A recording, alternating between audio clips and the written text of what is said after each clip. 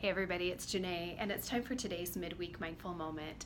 And today I actually wanted to go back to the beginning of the year. I wasn't doing my moments on video at that time, so this is just a recorded message, but I wanted to touch base with those of you who have been following me all of this time.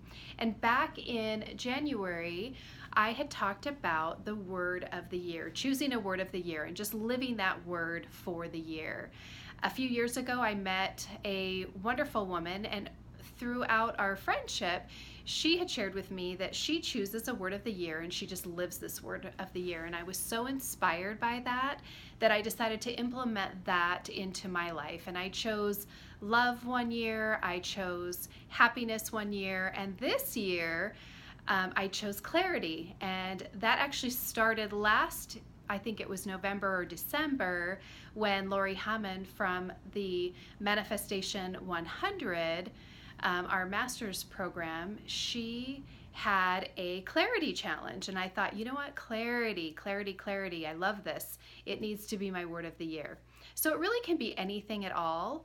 So really, I just kind of wanted to touch base with everyone and also just jump in because we still have half the year to go. So if you haven't picked a word of the year yet, that you still have time to implement that. And it really is something for you just to focus on. So with clarity, one of the things that Lori had talked about doing was removing all of the screens off of her windows. So I went and did that in my house. I took all of the screens off of my windows just so I could see clearly. With love, when I chose that word, I was following Gabrielle Bernstein, and it was choose love. In this situation, what is the loving response? What is a loving thing that I can do to resolve this? Or really, if I got down on myself, I could say, you know what, let's choose love here instead.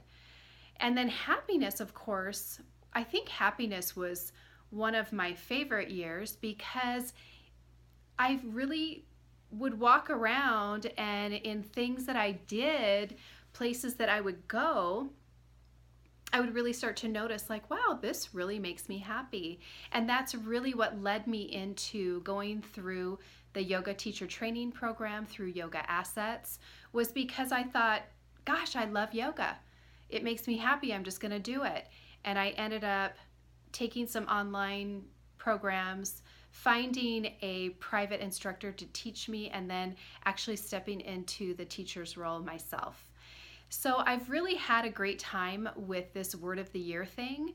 And so I really wanted to just pass that on to you and have you think about it. And if you have a word of the year, you know, we're halfway through the year. So this is really a good time to refocus and bring that attention back if you've kind of lost it a little bit, or to celebrate. If you've been rocking your word of the year this year, then celebrate and, you know, just be grateful for the lessons that you have learned. So thank you so much for joining me today, and namaste.